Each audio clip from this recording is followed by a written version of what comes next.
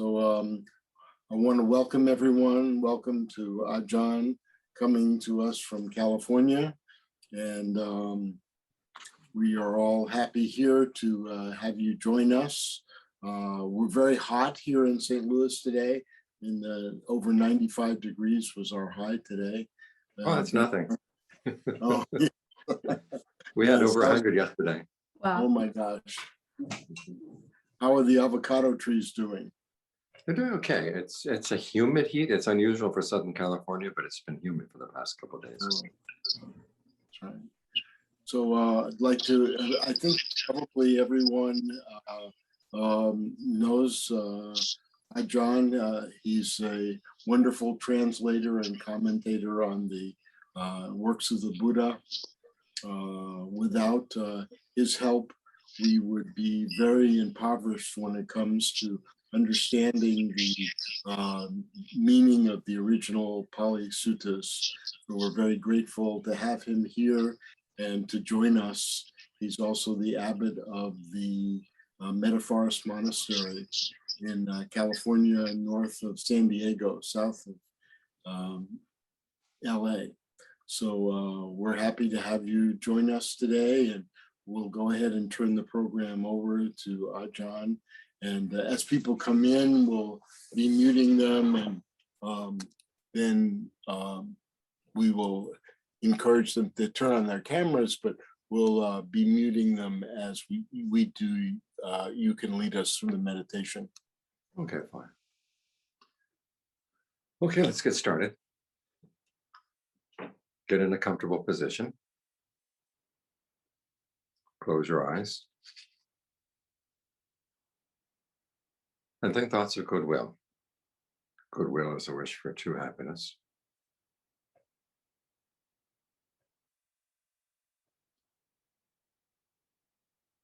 And you have to think about it. Where does true happiness come from? It comes from your actions.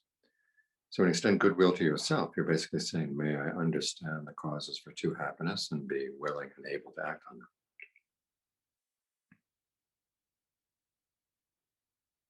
And then you spread the same thought to others. Start with people who are close to your heart, your family, your very close friends. May they find true happiness too.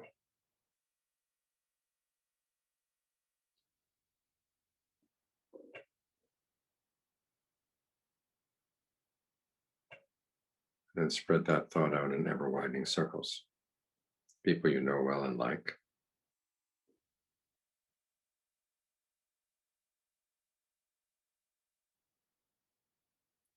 People you like even though you don't know them so well.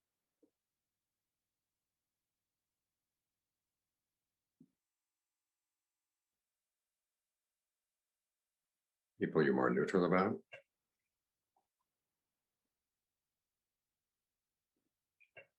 And people you don't like. Remember that if you place limitations on your goodwill, you're placing limitations on your own potential for happiness.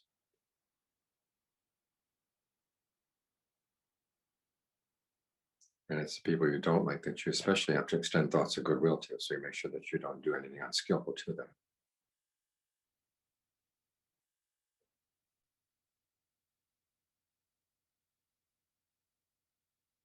Spread thoughts of goodwill to people you don't even know.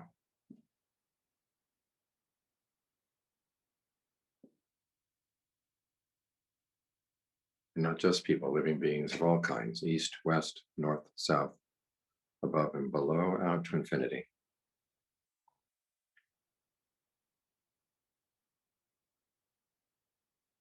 May we all find well-being in our hearts.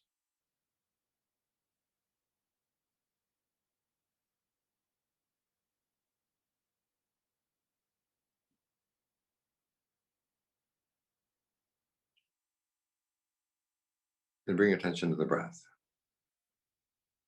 Take a couple of good, long, deep in and out breaths. Notice where you feel the breathing process in the body most clearly. Focus your attention there. Then ask yourself if the breath is comfortable. If long breathing feels good, keep it up. If it's not, you can change to other rhythms.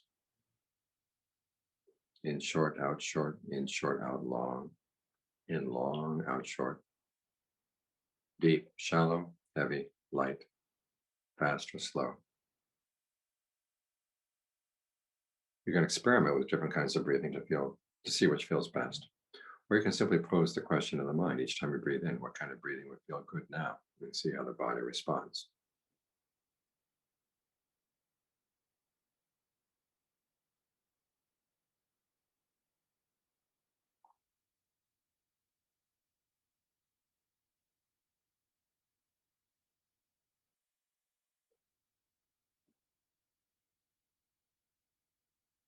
If your thoughts wander off, you don't have to follow them. If you find yourself following them, drop them and you'll be right back at the breath.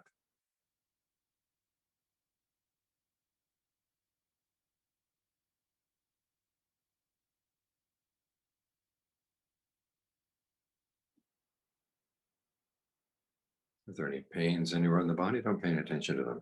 Focus on the areas that you can make comfortable with the breathing.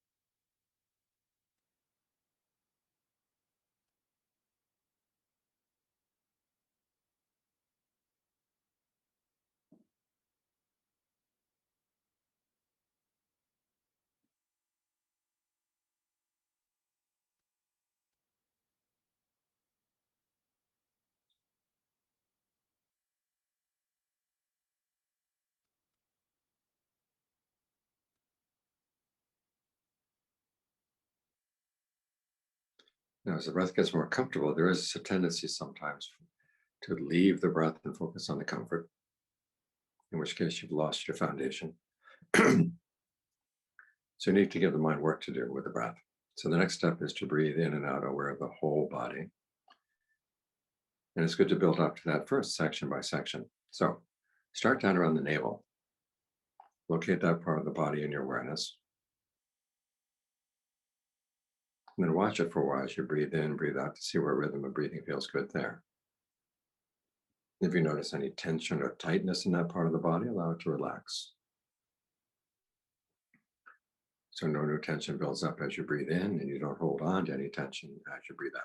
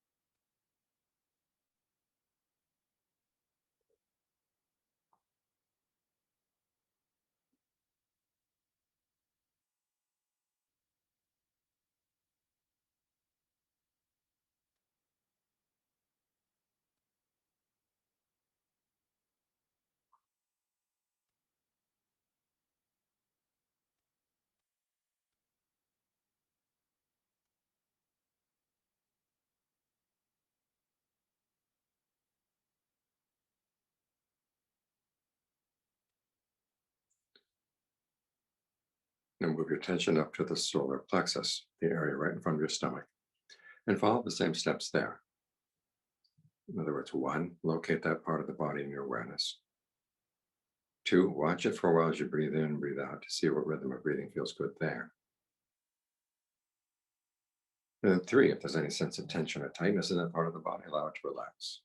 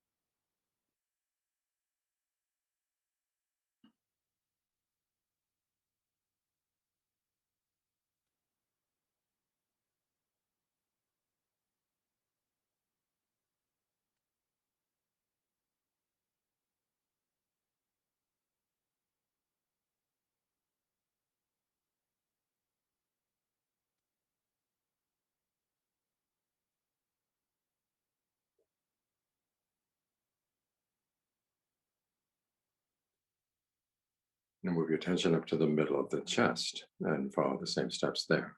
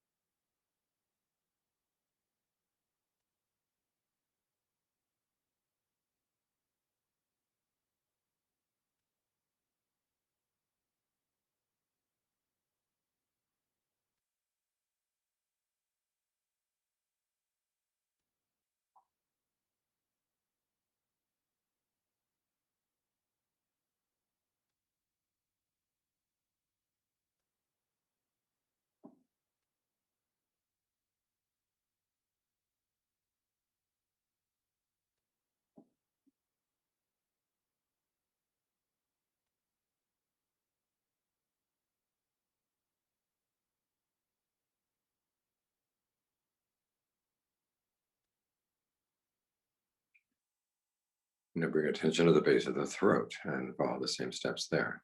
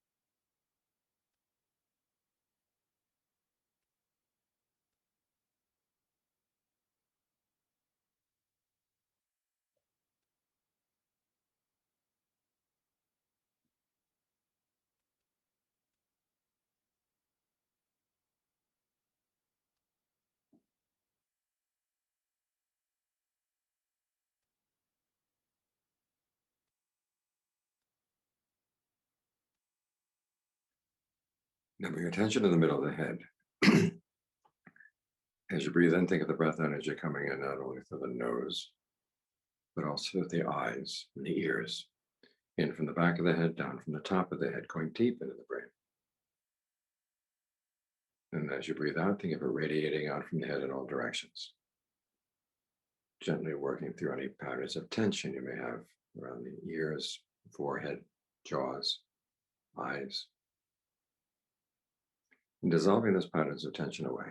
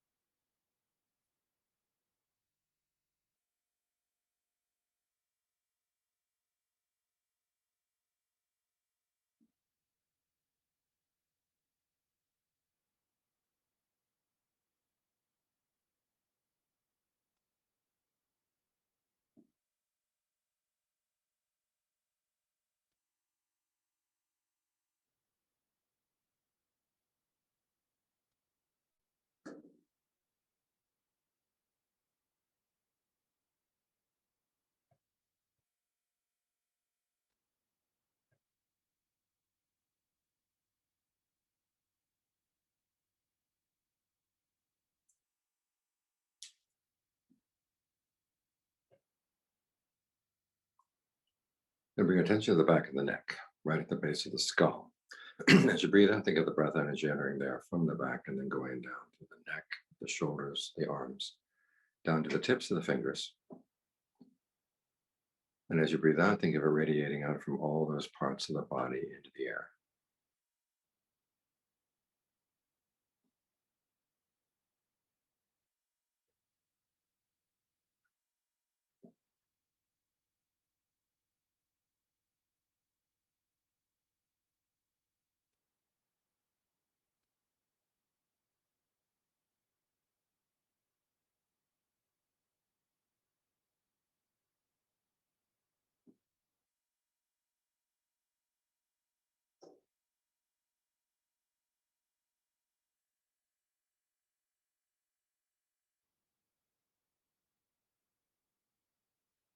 And as you become more sensitive to these parts of the body, if you notice that you're holding more tension in one side than the other, allow that side to relax to bring things into balance.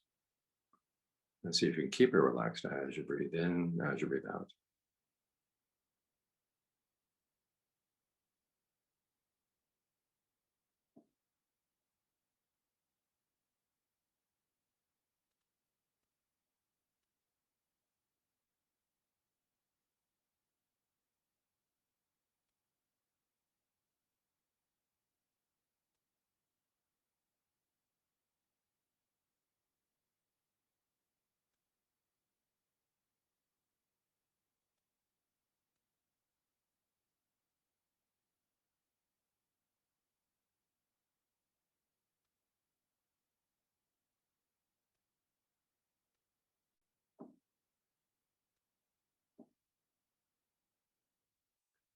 Keeping your attention focused at the back of the neck. This time, as you breathe in, think of the breath energy entering there and then going down both sides of the spine, down to the tailbone.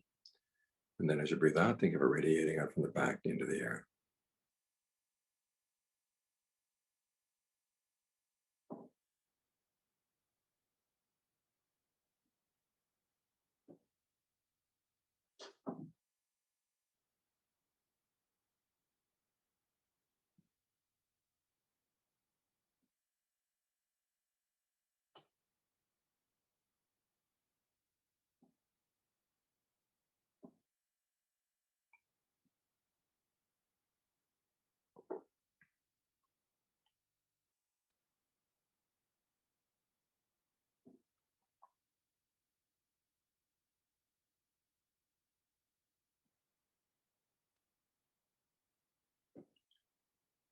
And here again, if you notice you're holding more tension in one side of the back than the other, allow that side to relax.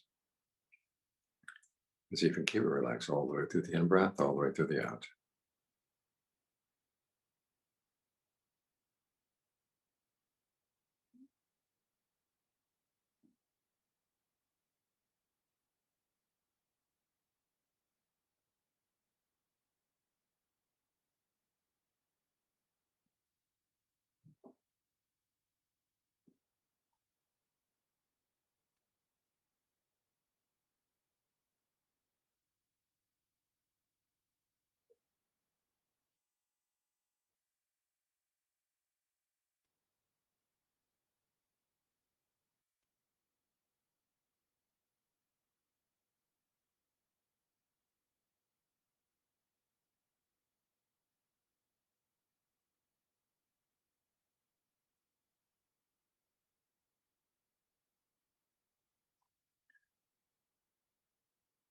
And bring your focus down to the base of the spine.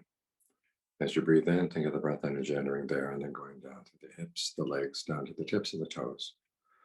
And as you breathe out, think of it radiating out from all those parts of the body into the air.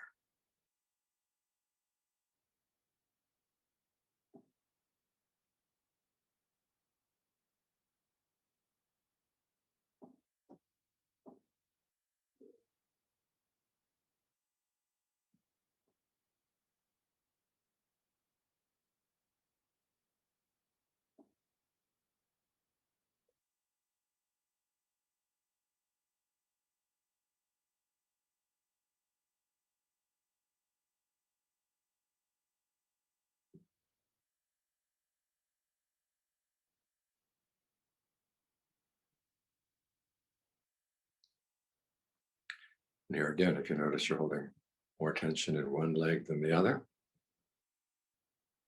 allow that side to relax. And see if you can keep it relaxed all the way through the in breath, all the way through the out.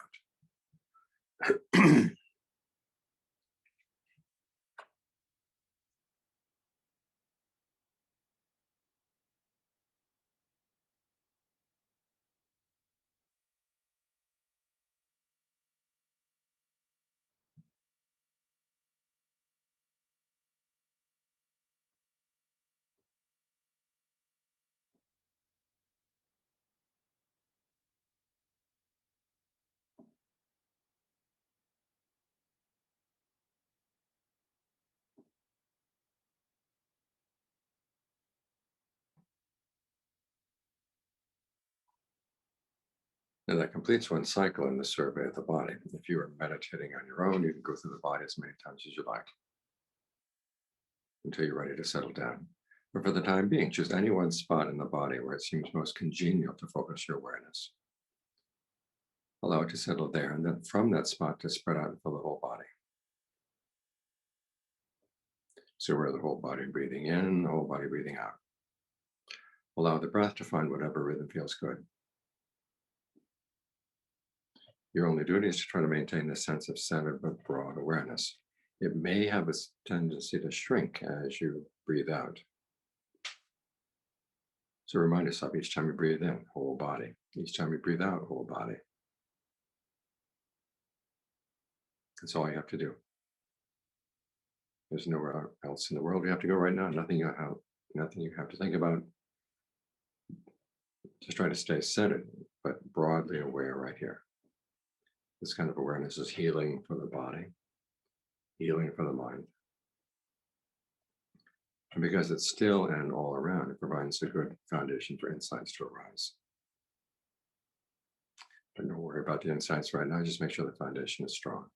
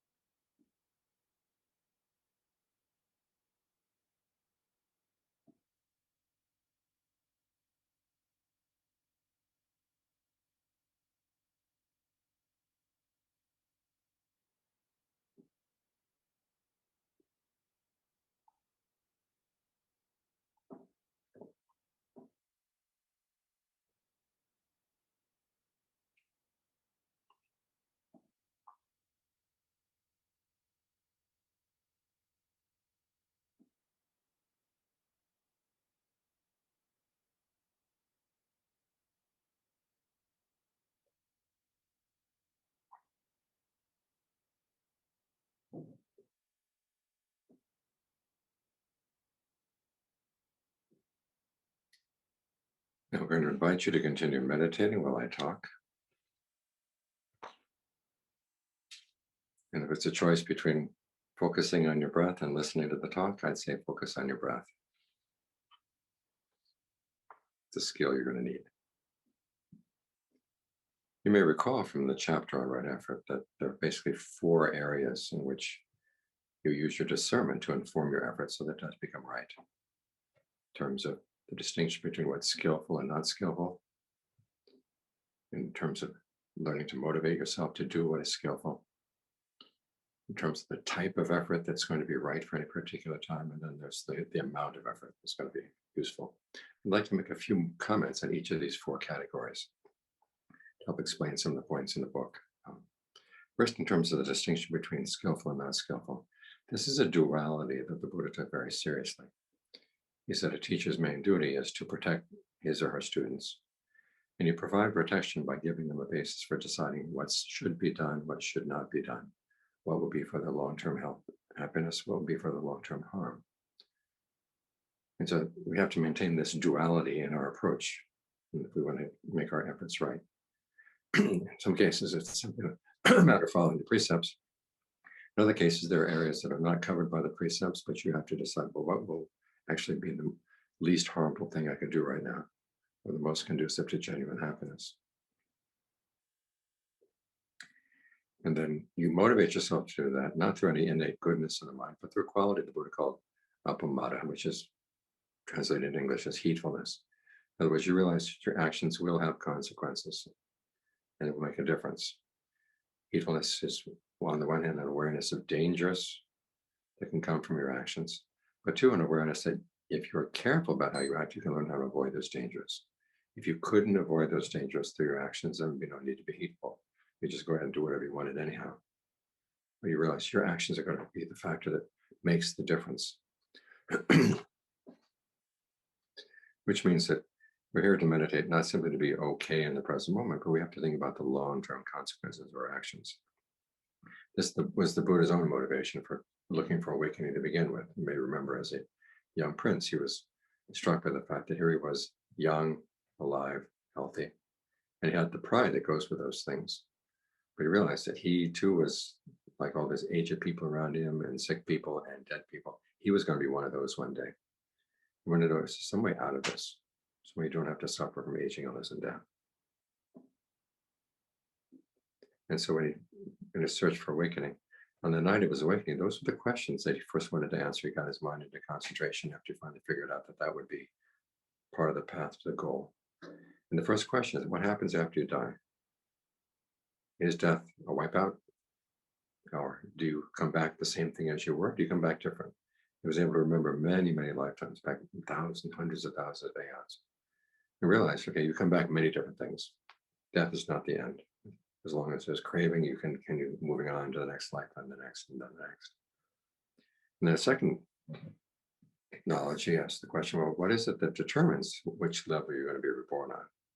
And it was here that he gained his insight that it was your actions. And this again was, we tend to think of these knowledges as being sort of common coin back in the time of India. Everybody believed in karma, everybody believed in rebirth, but that's not the case. People question whether there was rebirth. If there was rebirth, do you come back the same? Do you come back different? What determines how you come back? Is it the will of a God? Is it totally random? And the Buddha came to realize, okay, it is your actions. So for his third knowledge, he focused on action in and of itself. And what is the quality of action? Can it be used in such a way to get out of the cycle? He found that it could. This was his third knowledge. I found that led to his awakening. And the important point there is that he noticed that karma basically comes in 2 types, where your experience of the present moment is composed of results of past actions coming in, but also you have present actions. Without these present actions, you would not have an experience of the present moment. This is why people can gain awakening without having gone through and cleaned up all their old karma, all their bad karma from the past. You can, each moment requires that you have a present intention that puts together the potentials coming in from the past. And so as you're preparing for death, that means you have to do 2 things. One is you have to lay out the groundwork so that there will be good opportunities available to you at the moment of death. And then two, you have to develop the skills you're going to need at that moment in order to handle those potentials well. Because as he saw, the image he gave us that going from one life to the next was like a fire going from one house to another. It clings to the wind. When in the case for the mind, he said what it clings to, it clings to craving. We all know what craving can be like. Craving can be totally blind. And so we have to learn the skills in order to gain some control over it. But at the same time, we have to have some sense that we are providing the possibilities for good places for it to go. You can have a lot of skill, but if you don't have the opportunities to go to good places, then you're going to be in trouble. So the practice requires that you not simply think about having a nice place to be in the present moment, but you have to think about what actions am I going to do that will lead to good opportunities in the future. This is where you get the Buddha's teachings on the practices of generosity, virtue, developing conviction and the principle of karma, and developing your discernment. Or the practices that are associated with merit, generosity again, virtue again, and then the development of goodwill. On top of that, the Buddha says, in addition to these qualities, if you want to get a really good rebirth, you also have to learn the Dharma, which for him meant that you not only listen to the Dharma, but you learn how to memorize some of it. So it becomes a theme that comes back into your mind. Okay, this is the kind of karma that lays the groundwork for good options that are available for you. But then you also have to look at what are the skills you're going to need in order to overcome craving in the present moment, or at least be able to direct craving in the direction you want. And this is where we get the emphasis in meditation on being mindful of the present, alert to the present, so you can see these processes going on in the mind. It's interesting to note that when the Buddha is talking about the importance of being in the present as part of your meditation, it's always in the context of the recollection of death, realizing death could come at any time. There are certain duties you have to do in order to overcome your craving.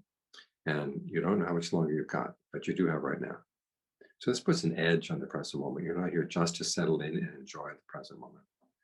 You're here to straighten out these activities of the mind in the present moment. Get some control over your craving. Now, some people may say, well, if it's all about the present moment, then why bother thinking about death? Well, it's the difference between learning a foreign language just for the fun of it, and then learning it because you know that you're going to be deported to that country and you're going to have to use it because it's the only language they have. If you're learning it for the fun of it, you play around with the verbs a little bit and have fun. But if you realize, I'm going to have to survive based on my command of the language, and then you start getting a lot more strict with yourself, put a lot more energy into actually mastering the language.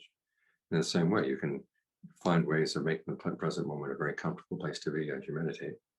But if you really think about what kind of craving is going to come to me at the moment of death. A while back, I heard someone defining craving as simply the desire for things to be different from what they are. It's the implication being that if you're okay with things, then there's going to be no suffering. But at the moment of death, you're going to need a lot more understanding of craving than just being okay with things. You have to realize here's a moment of, I'm going to have to leave the body right now. And the mind's going to have this very strong desire, I've got to find some other place to go. And at that moment, when you can't stay in the body any longer, there's going to be a lot of desperation. Where am I going to go? If only bad options show up, then you might just jump for a bad option. So you've got to really think about what kind of craving is going to come at that point. Sensual desires are going to come up. You're going to be missing. You're afraid that you're going to miss the pleasures you had here in the human realm. And you might go for just any kind of sensual desire that appears.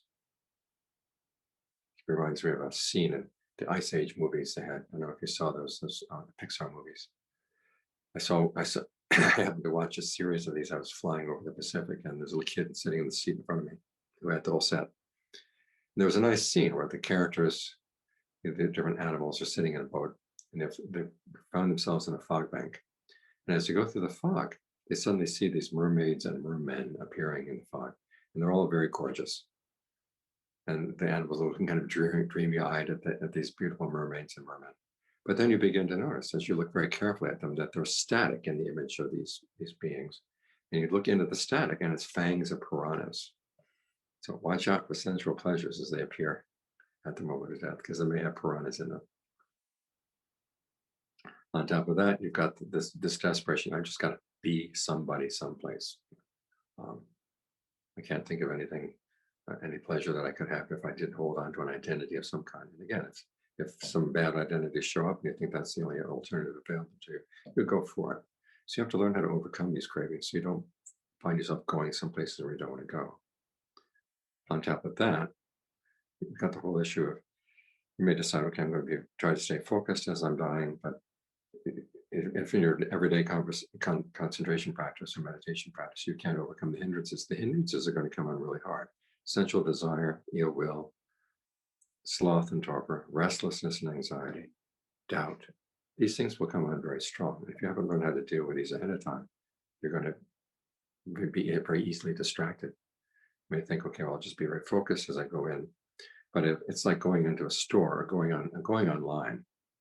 If you don't have a very clear idea of what you want and you're not going to get deflected, you can find yourself going down a rabbit hole with links, going someplace very, very different from where you thought you were going to be. So the same sort of thing happens at death. So you really have to be very careful about how you prepare. So those are some of the reasons why you want to think about more than just finding a pleasant place to be in the present moment, but think about the long-term consequences of your activities in daily life, and also the skills you're developing in meditation, because these are the things that are going to be your support at that time. So that's one way of inducing heedfulness, about getting more and more careful in actually really being very skillful in your practice. Finally, there are the types and the amounts of effort. I'm going to treat these together. We know that the Buddha teaches a middle way, but it's not a middling way. In other words, halfway between pleasure and pain. He's teaching us a way that we focus on, well, what's just right in terms of the effort that's needed at any one time. In some cases, it's like going in and seeing there's a little bit of dust in your room.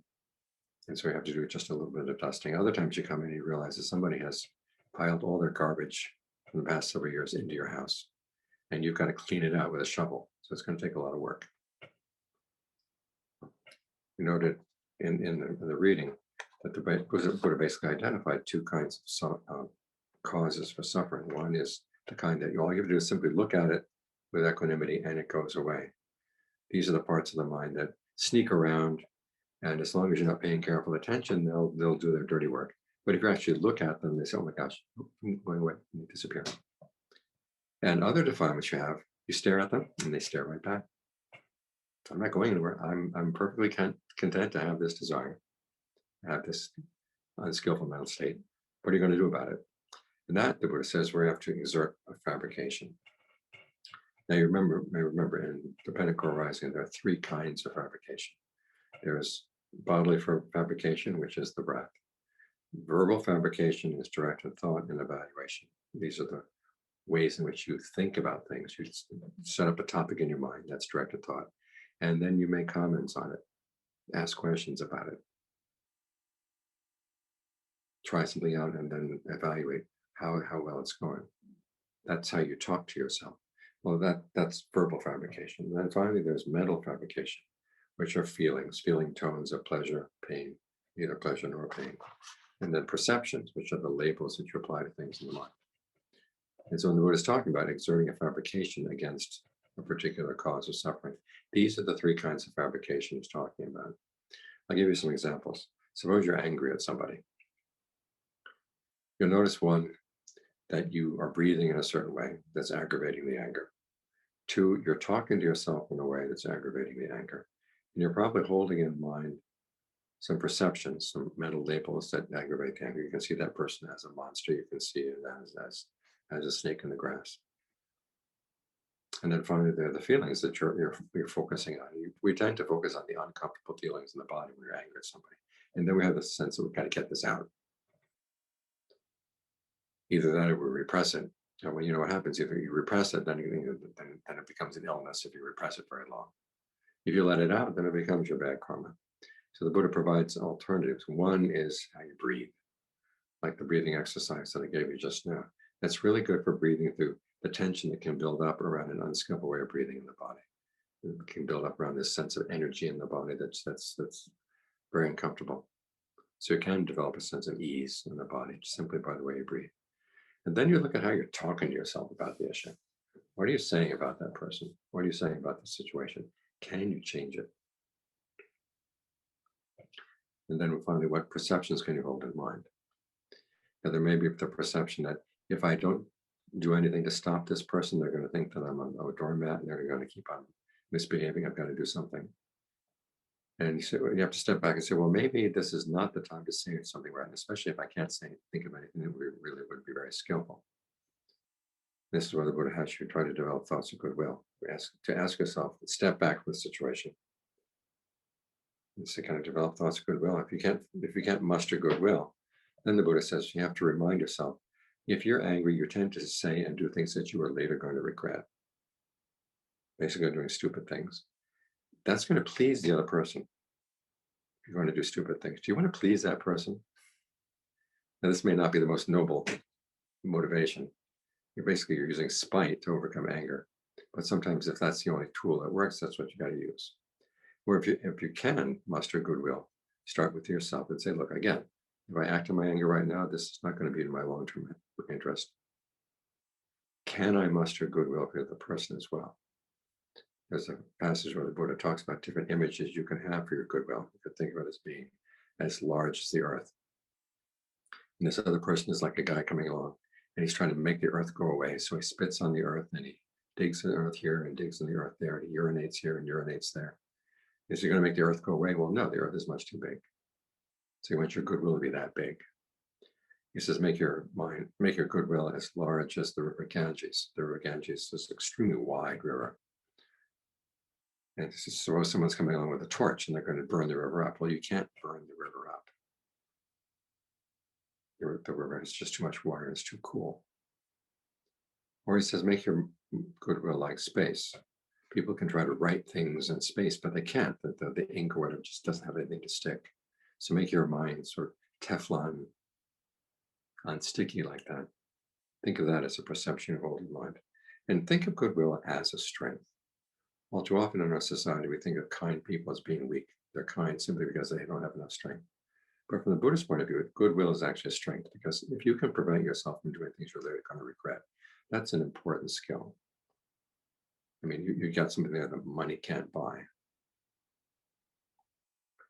You also have to hold in mind the perception that when you're angry at somebody or some of their misbehavior, you've got to look for their good qualities. He gives the example of a perception to hold in mind, which is that you're coming across a desert, you're hot, tired, trembling with thirst. You come across a little pool of water in a cow's footprint. Now, if you tried to scoop it up with your hand, it would make it muddy. So what do? You have to get down on all fours and slurp it up. Now, that's not the kind of position you want to be in, is when someone comes along and taking Instagram and getting it out on the web. But you realize, I need that person's goodness to nourish my own goodness. In other words, I can look for their goodness, even though it seems like I'm demeaning myself to admit to the fact that they have goodness, but I need that. Otherwise, if you start seeing everybody as having no good qualities at all, it's very hard for you to muster good qualities yourself. It's like that cartoon they had in New Yorker years back. You have two female dogs in a bar. You can tell they're female because they have lipstick and mascara, and they're both having martinis. And one of them saying to the other, a very mean look on her face, they're all sons of bitches. Of course, what this means is that if everybody's a son of a bitch, you're a son of a bitch as well, or a daughter of a bitch. So you don't want to have that kind of attitude. You have to look for other people's goodness. The Buddha gives you these perceptions to hold in mind so you can counteract the anger. Another example would be dealing with pain. So you're sitting and meditating and there's a strong pain, and all you can think about is how much you want to get up and go away. But then you realize, if I can't handle this kind of pain, how am I going to handle the pains that are going to come with serious illness or come with death? I've got to learn how to be with pain and yet not be overcome by it. And this is an important skill, not only in facing death, but also just living in life. If people can make you be afraid of pain, they can control you. You want to be in a position where you're not so easily controlled. So you have to look at what am I doing that gets the physical pain, because gets the mind so upset. So here again, you think of the three different kinds of fabrication. One is, how are you breathing around the pain? Can you breathe in a way that minimizes the pain, or at least gives you another place to focus your awareness? So you can then look at the pain with a lot less sense of desperation or feeling threatened by it. And then you look at how you talk to yourself about the pain. What are you saying to yourself about the pain? And here it's really interesting to ask questions. Ajahn Mahabodhi, who is a famous Ajahn of the forest tradition, recommends a long series of questions that you can ask. Some of them sound very strange, but then you stop to think. A lot of your relationship to pain came from a point when you were a child and you didn't really understand things very well. And some of those childish attitudes around pain are still sloshing around inside your mind.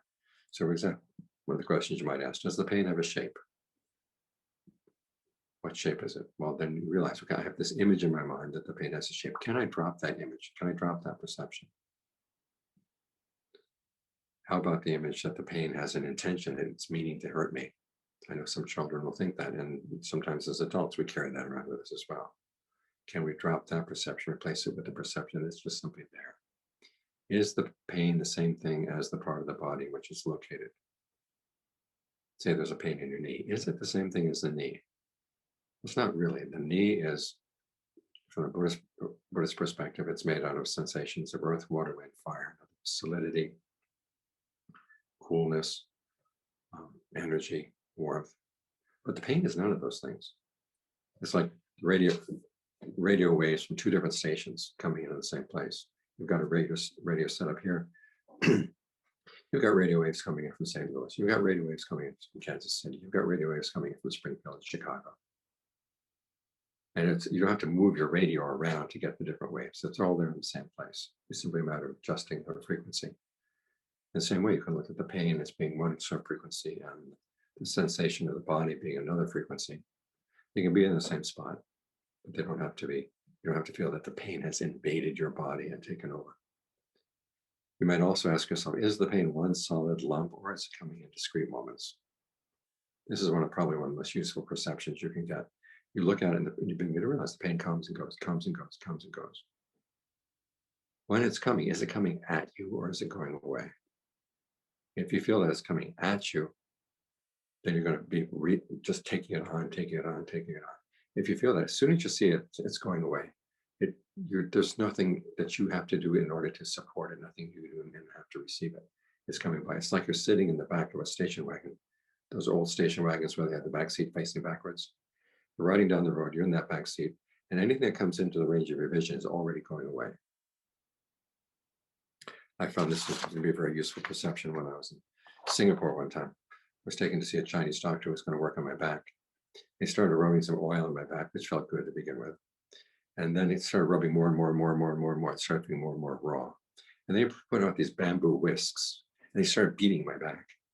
And my first thought was, okay, what bad karma do I have to deserve this? And there was no sign that it was going to stop anytime soon. But then I realized, okay, each time he hit me, I could perceive that the pain was going away. And so I was able to put up with it. It lasted for about half an hour. I was able to put up with the pain and not really suffer from it. So this is a useful perception to hold in mind. So these are some of the ways in which you can use those different fabrications in order to deal with unskillful thoughts that would lead to suffering.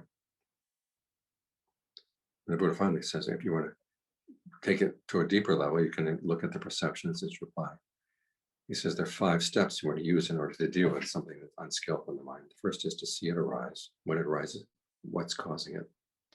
He uses the word samudaya, which means origination. And usually origination means causes coming from within the mind. What in the mind is causing this to come up? You're not going to blame anything outside, you're looking inside.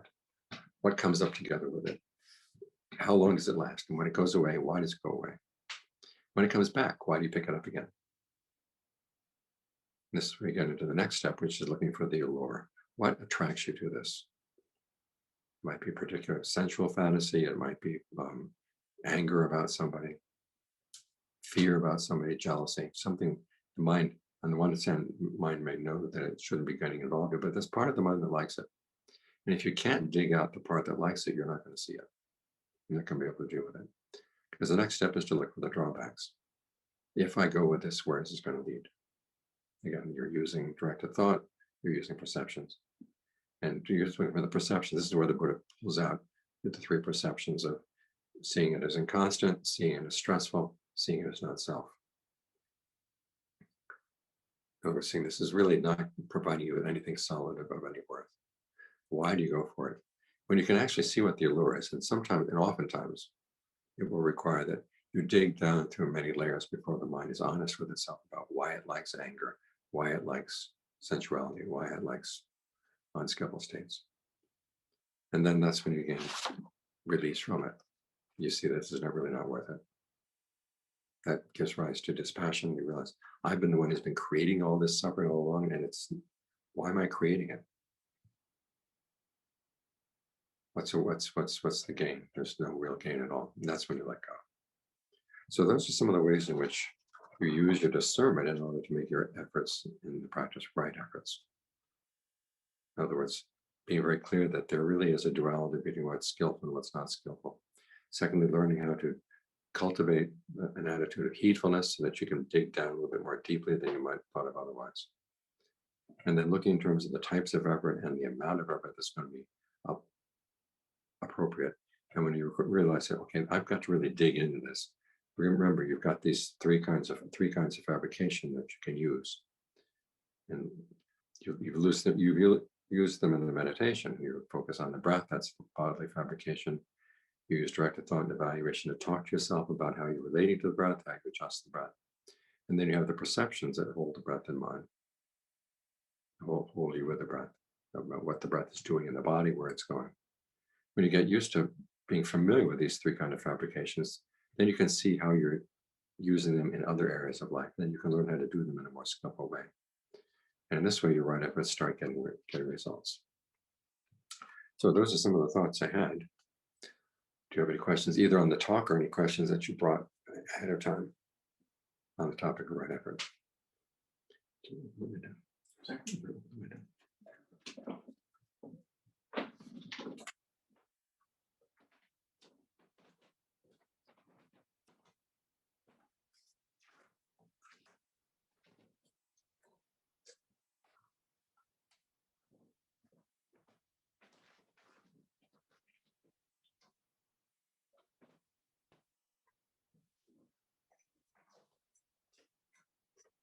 Anybody?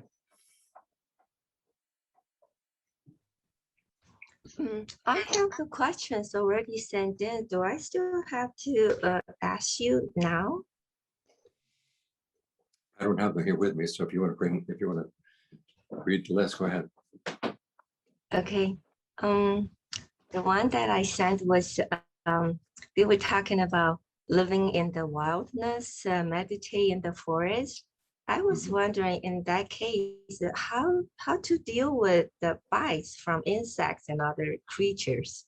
How do you deal with the attacks from the wild animals? Okay, for insects, you want to find a place where there are very few insects. But it's in the forest. Is you're in the forest. Okay, you learn how to look around. Where are the ants? Where are the other bugs?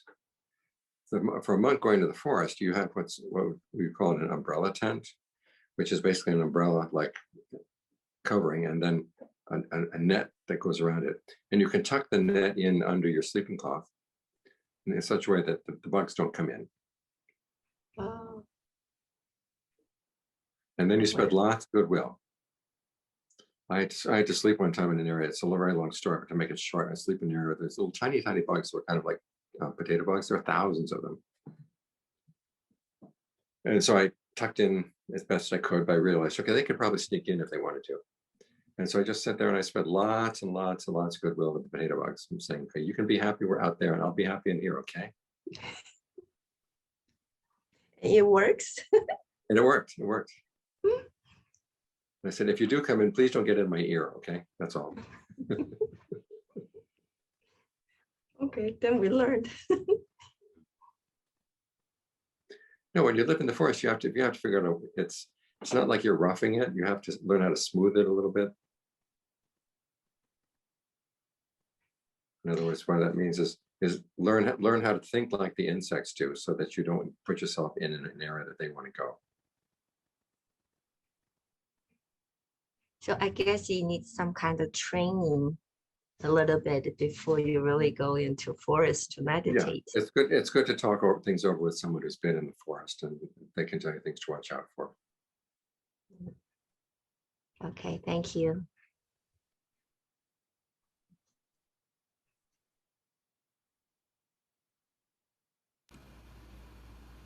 Wholeness, Ajahn, thank you for the talk. When you were talking about the death part, what about either during death or otherwise, there's this generalized fear of annihilation or wiping out of existence, even though intellectually knowing that's an extreme. Are there any suggestions or advice for that? Okay, well, this is why the Buddha said it's good to develop conviction ahead of time. That, okay, the Buddha wouldn't lie to you, you're not going to be wiped out. But there is that fear, okay, if I can't stay in my body, where am I going to stay? Where am I going to go? And that's why it's good to have had some experience dealing with some of the formless states in meditation, where you're just with a sense of space or just with a sense of knowing. So, okay, I can focus on this as my foundation. My teacher had a student one time, she was an older woman. And she was sitting and meditating one night, and this voice came into her head and said, "You're going to die tonight." And she thought to herself, well, if I'm going to die, I might as well die meditating. So she continued meditating. And she said it was like her house was like, or excuse me, her body was like a house on fire, that no matter where she went in the body, she couldn't find a space that would be comfortable. And then she remembered she could think of space. So she thought of space permeating the body, space around the body. And she just took space as her object. And she stayed there for quite a while. And then she came back, and everything back in the body had settled back down to normal. So it turns out that voice was wrong. But she learned an important lesson. You feel it. You can learn how not to identify with this need to have a body, and it can still be the space and not feel that you're going to be annihilated. So it's good to develop that skill as you meditate.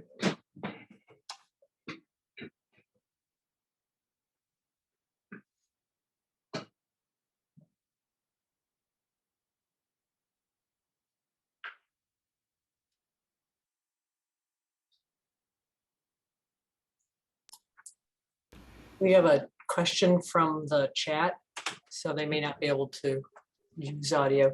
What if the target is not anger, but something like lost and confusion? Again, if you're feeling lost and confused, you can ask yourself, okay, what can I do? What are the perceptions that are making me feel lost and confused? Usually with confusion, I find one of the best things to do is just write down what's going through my head right now.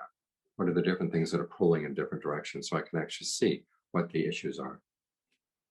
Because one of the scariest things is when you don't even know what the issues are. You just feel that you're being pulled in many different directions. But if you can start writing these things down, okay, what is my mind telling me now? What is it telling me now? What is it telling me now? And then you begin to see, okay, it's pulling in different directions. And sometimes if you see your thoughts written down in front of you, they seem so ridiculous. Or you can begin to see there is a definite issue. That part of the mind is really going in one direction, and other part's going the other direction. And that's when you have to start asking yourself, well, why would I believe in X? Why would I believe in Y? Which is more skillful?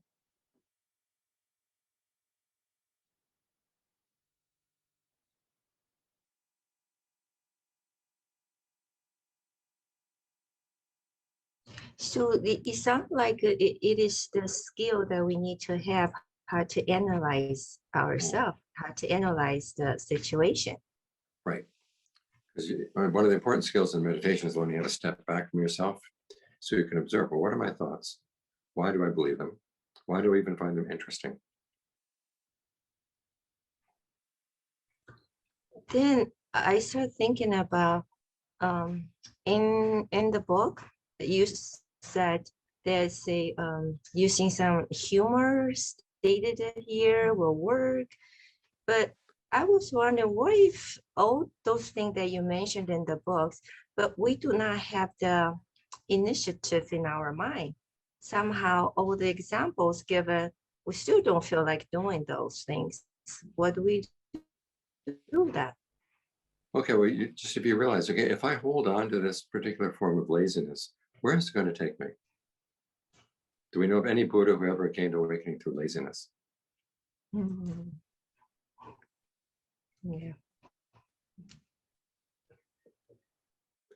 But it's one of the things I find interesting in the Vinaya, in the monks' rules, in the monastic rules is that they have origin stories for each of the rules, and many of them are actually humorous. And the whole point of that is that you can look at the mind state behind that kind of action, and you see it is pretty ridiculous. It's something that, and as you can see it as ridiculous, you step back from it, because that's what humor is. You're stepping back from a situation and seeing how ironic it is. When you can see that it's ironic, you say, gee, why should I go that? Why should I go there? So even though you don't have the same issues that are listed in that particular passage, you can think of other ways in which you can take any situation and you can turn it into a reason for laziness. Ask yourself, well, what was accomplished by that? I can be in the same situation, but I could turn it into a reason for actually doing the practice.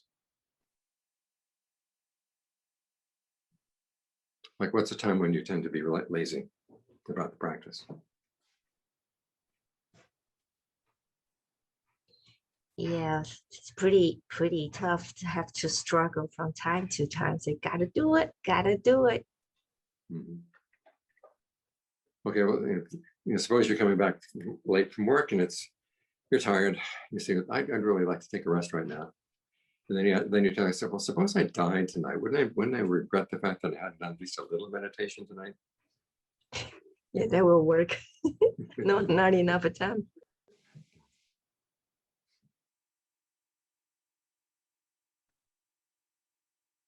Yeah.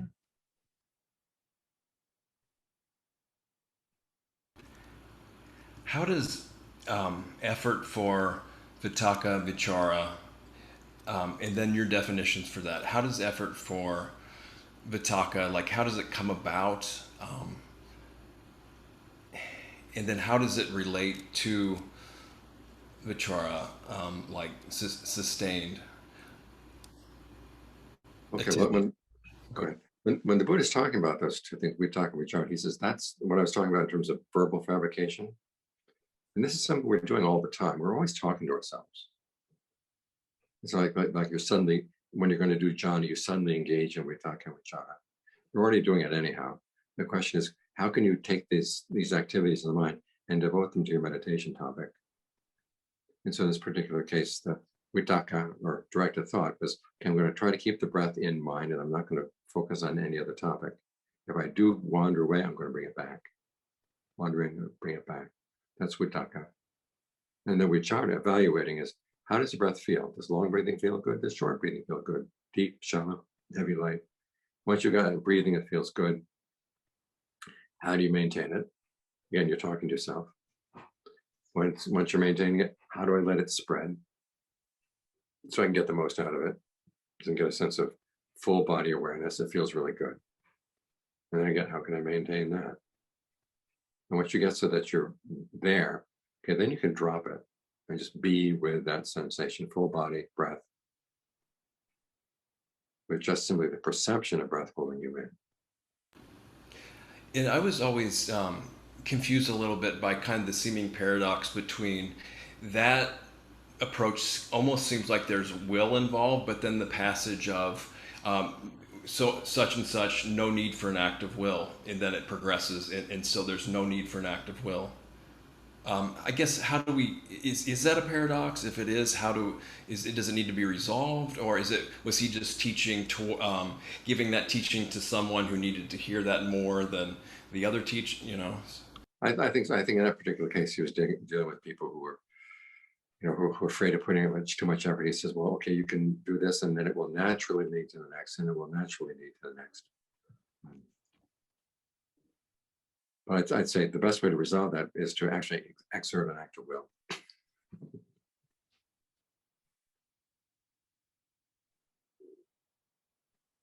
And then see to what extent your act of will is actually getting in the way, in which, and the extent to which it's helpful.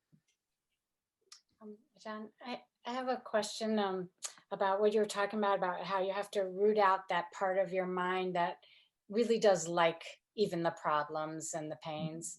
Do you have any advice about that? Like, what helps dissolve that or find that? Okay, one thing that helps find it is if you just say, no, I'm not going to go there. And you hold to that. And it's going to start complaining. And you say, why Why would you want that? Why would you want that? And it'll give you scattered reasons for a while. You say, nope, nope, that I don't believe that. It doesn't make any sense. And then finally it fesses up. Oh, actually, I really like it because of this. It's kind of like building a dam across a river. You don't really know how strong the river is or where the currents are strong until you've tried to put a dam across. And then you know, okay, this is where it hits.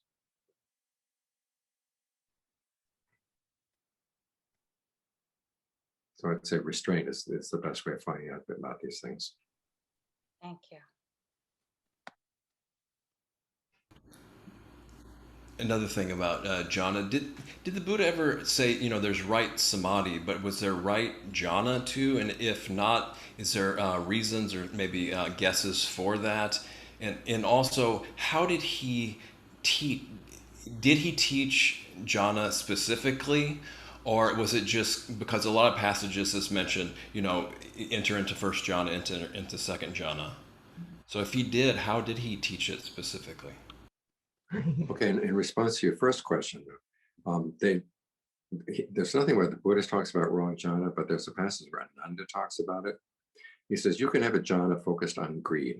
You can have a jhana focused on sexual desire. You can have a jhana focused on anger. And these are all wrong. In other words, you can really be absorbed in that kind of thinking. You know, it's wrong because the definition of right jhana is, secluded from sensuality, secluded from unskillful mental qualities. So yeah, there's such a thing as right and wrong. In terms of how the Buddha taught it, I would say two things. One is his instructions on breath meditation, or how you get the mind into jhana. And secondly, his instructions on right mindfulness, staying focused on the body in and of itself, ardent, alert, and mindful, putting aside greed and distress and reference to the world. That's how you do it. And then he goes on and said that when you let go of unskillful qualities, there should be a sense of pleasure in the mind. Then he says, this is when you let it spread. Now, he doesn't say how you let that spread. I think this is where John Lee is very helpful when he talks about thinking of breath energies in the body, kind of opening up the channels through which the sense of ease can go through the body. But yeah, there are instructions in the canon about these are the topics you can focus on. You can get jhana based on the breath. You can get jhana based on metta.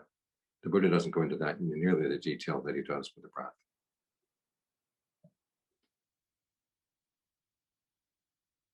But it can be done.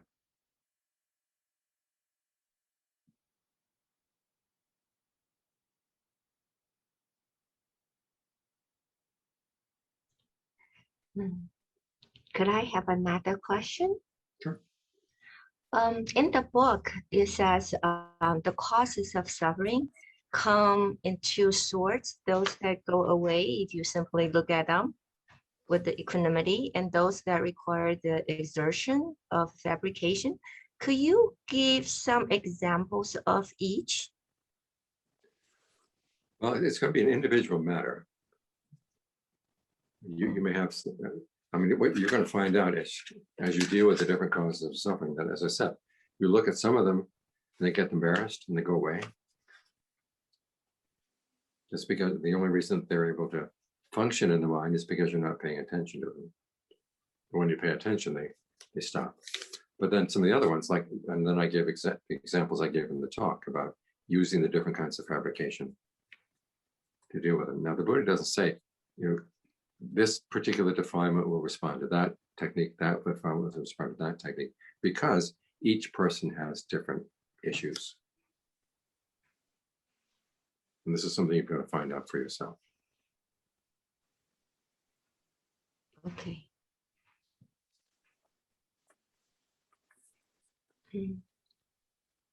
A small technical point, Ajahn, about the words that the Buddha uses to describe effort. Variya, Vayama, Padana. Are these basically the same, or are there other small differences between these different words? He uses them pretty interchangeably. Like the definition for right effort uses the word Vayama. And the definition for right exertion, which the definition is exactly the same, he uses Bhatana. Virya is defined in the same terms. So they're pretty much interchangeable. It's like in English, we say effort, endeavor, exertion. They're all pretty much the same. Thank you.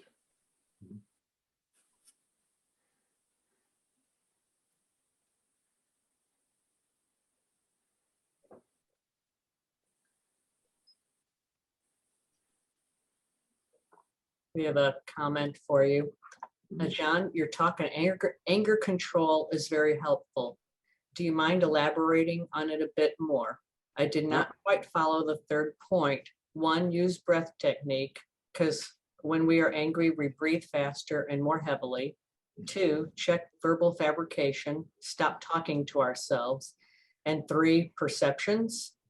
Also, it is easier said than done. Do you have any practical advice, like the often cited words like, when you are angry, take a deep breath and count to 10 before you utter any words? Thank you. Okay, with the direct thought and evaluation, it's not that you stop thinking, it's just you've got to think about the situation in different terms. In other words, is that person really as awful as I thought he was? And if he is, what can I do about it? Is my lashing back in anger really going to be the most helpful thing, or would there be something better to do? That would be thinking about it in a different way.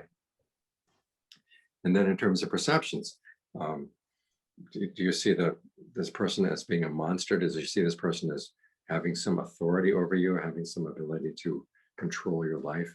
Can you change the perception so that you are not, and this is where you pull in those perceptions of, you know, your goodwill is as big as the earth, your goodwill is as cool as the river Ganges. It's, you know, it's like space. This other person has no ability to write anything that will stay in your mind. And just try to hold that perception in mind.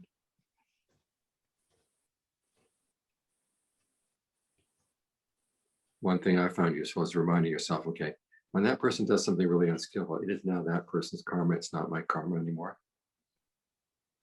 It's like I left my bad karma out there and he picked it up. And so now it's his. You can have it.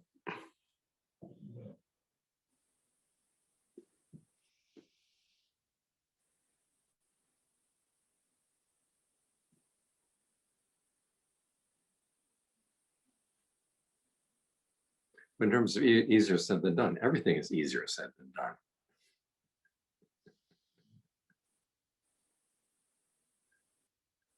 It's just a matter of saying, okay, I really want to tackle this. Anger really is a problem for me. And I particularly like that one where the Buddha says, you know, do you really want to please your enemy? He's showing, okay, maybe it's hard to have goodwill for the enemy, but you think, okay, I don't want to please this bastard. It gives you a sense of, okay, I can control my anger and I'm getting some satisfaction out of it.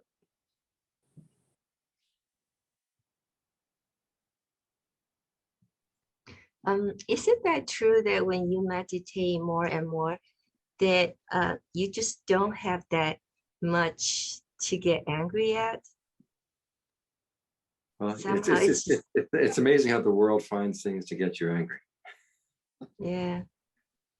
You think, I'm gone, anger is gone, and then something that you didn't realize that you really were that attached to that comes up. I mean, it's the meditation that actually where you can dig up your attachments and say, I really don't want to hang on here anymore. That's what gives you less and less to be angry about it. But it's not until you reach non-return that you're going to stop having anger. Mhm. That's a very advanced stage in the meditation.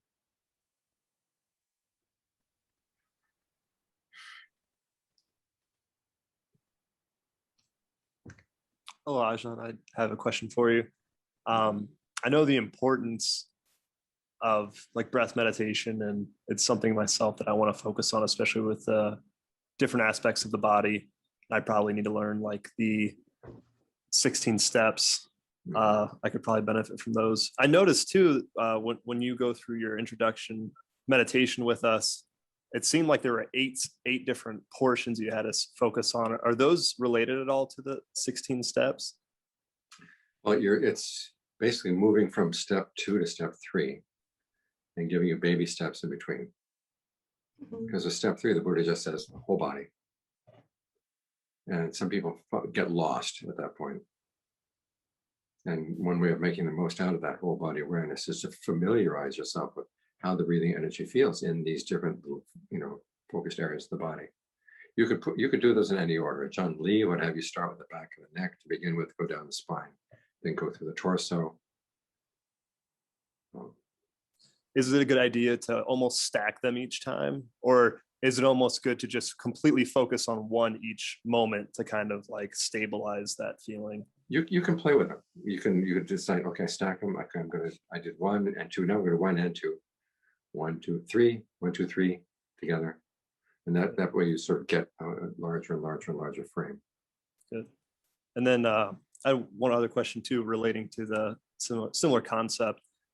I find it easier sometimes with myself in meditation to just focus on like silence or just stillness. And I don't know if the Buddha ever had any specific meditations that were about that, or it being right or wrong for a type of meditation, or if it's too fine for the mind and maybe it's better to stay with the breath because it's easier to not get lost. But well, yeah, that's one thing you got to watch out for. Is it's very easy to get lost in it. But if you find that the breath is a little bit just too much, so okay, I'll give myself 5 minutes, 10 minutes with this, then switch over, whatever you need. Another way of working with the breath is you can start with visualizing the bones. Start with the last joint in each finger. Visualize the bone. Ask yourself, where is that bone right now? What part of the body would I feel it in? Is there any tension around that? Relax it. Move up to the second joint. Any tension around the second joints? Relax them. So you're visualizing at the same time you're trying to make yourself sensitive to how that part of the body feels. Work up the arm bit by bit like this. Then start down at the toes, come up the body, up, because you got the skull, and then do whole body awareness. okay, that's a good idea. Thank you. I had a class one time, I did that guided meditation. And at the very end of it, this one woman started crying. And she apparently her background was with Tibetan Buddhism, and she'd never been able to get her mind into concentration. And this technique worked for her. And she says, does this mean I'm Hinayana?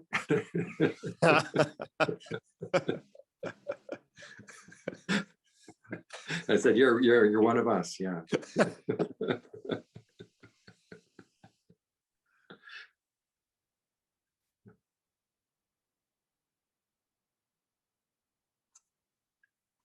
Anything else? Yeah, I have one more question. There was a saying that if you are blind, deaf people, not suitable to learn Dharma, and is that right though? And No. also, why aren't they allowed to join Sangha? Okay, now those are two very different things. I mean, being suitable to learn Dharma, anybody can learn the Dharma. Mhm. As for becoming a monk or nun, the Buddha wanted to make sure that the monastic order did not become a place where families would dump inconvenient people. You have a blind kid, okay, give them to the monks, give them to the nuns. And the monks and the nuns would be ending up, having to take care of the blind and the deaf and the dumb and the crippled and all these other people. I see. And so there's a long series of things where people with certain diseases are not allowed to ordain because, again, they're a burden on the Sangha.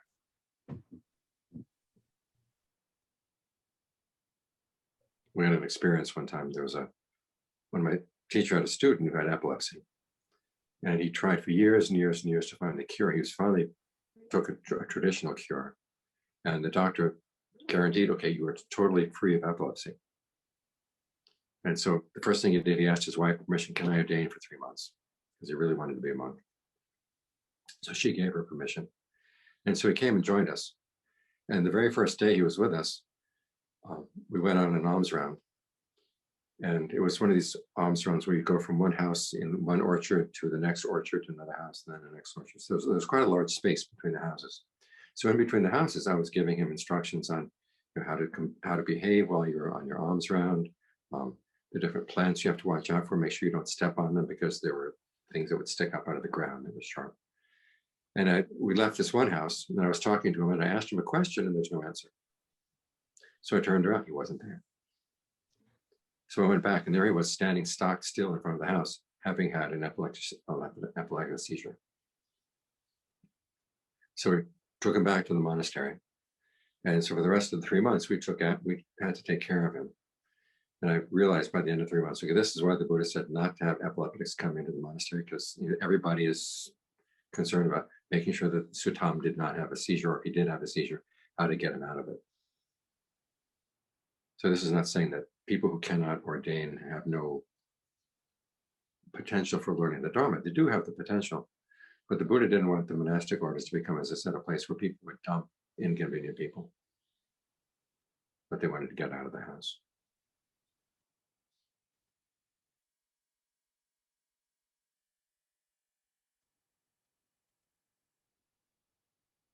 Anyone else?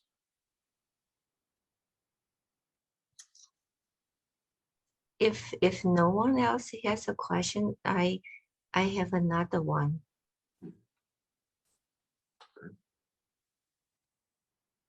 So I can go ahead. Anybody else?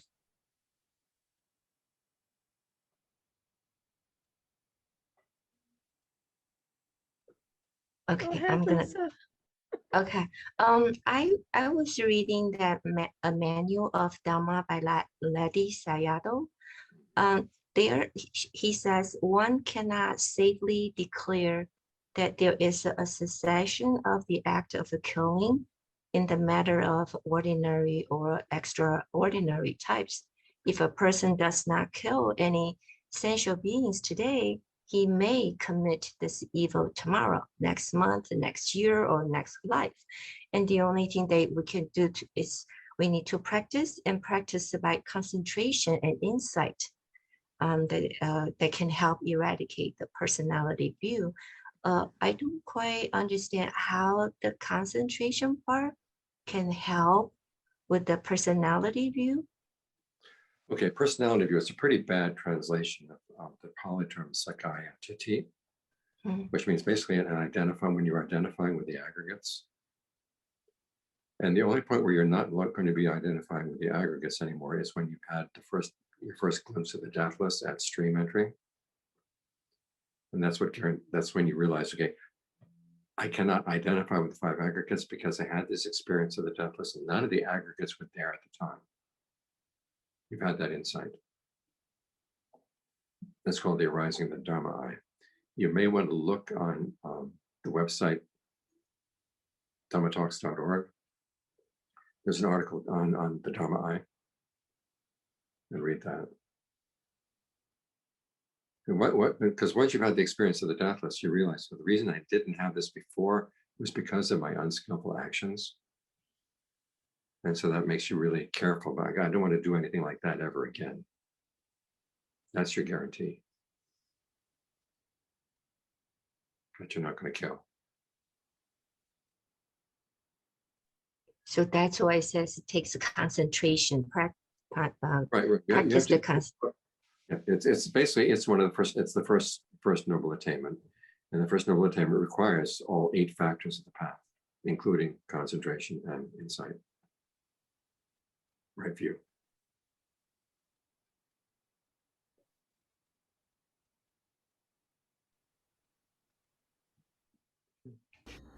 Ajahn, how about some pros and cons to all the different lineages and schools within Buddhism, and then maybe some pros and cons for finding commonalities and unity and concord between them? Okay. My main concern is, okay, which one do I feel that I'm going to get the most out of? Let me focus on that and let everybody else do what they want. Lovely. Yes.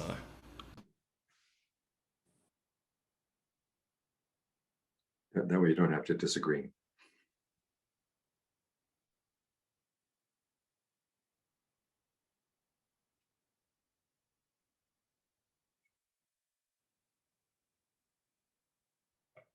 Okay. Any last questions?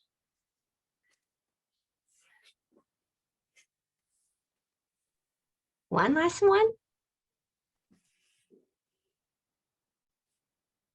Go ahead, Lisa. Okay.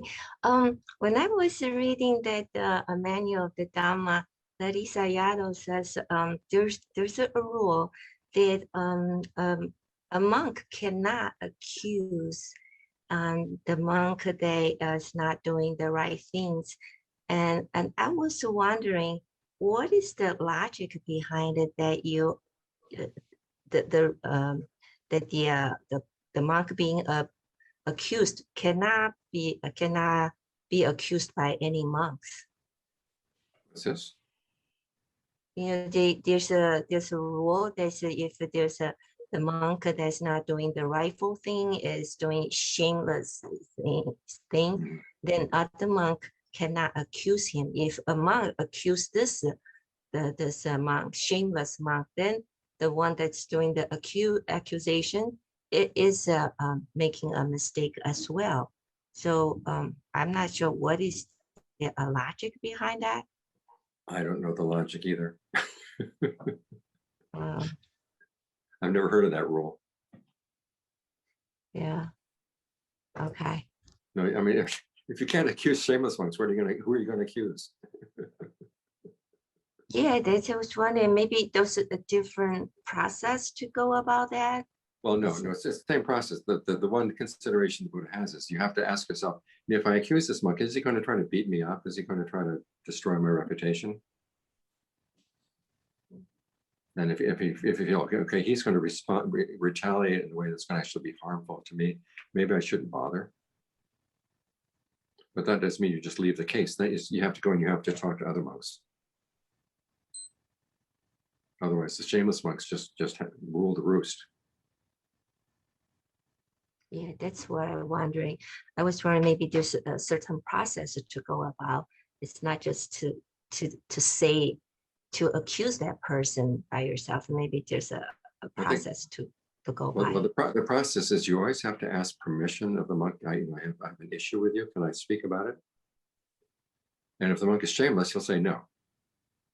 However, there's one day a year at the very end of the rains retreat where he has to say yes. And so sometimes you may have to keep the accusation for that. It's the very last day of the rains. Because at that point, monks who live together for 3 months, they'll know this guy is shameless. That the person who's making the accusation, they know him, they know what his character is. And then it's in a situation like that you have to resolve all the potential accusations that there may be. So as I said, there was that one day where the guy has to say yes.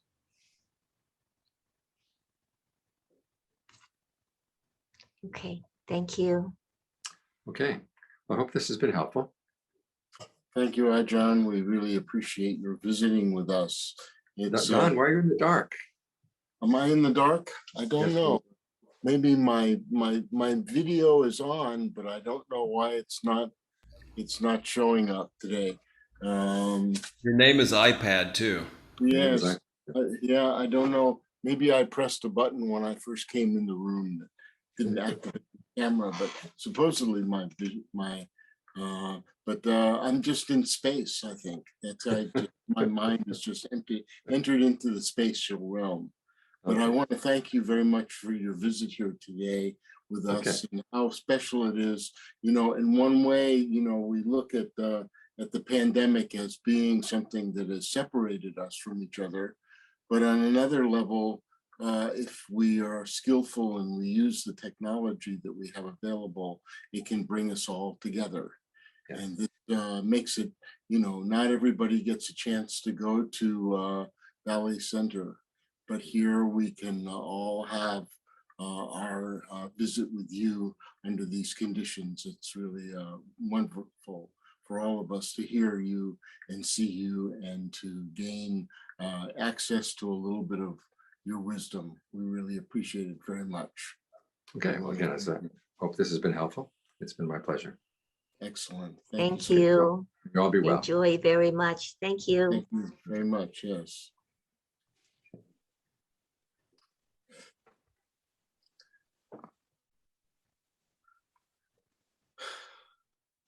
So thank you to all of the people who helped us out tonight.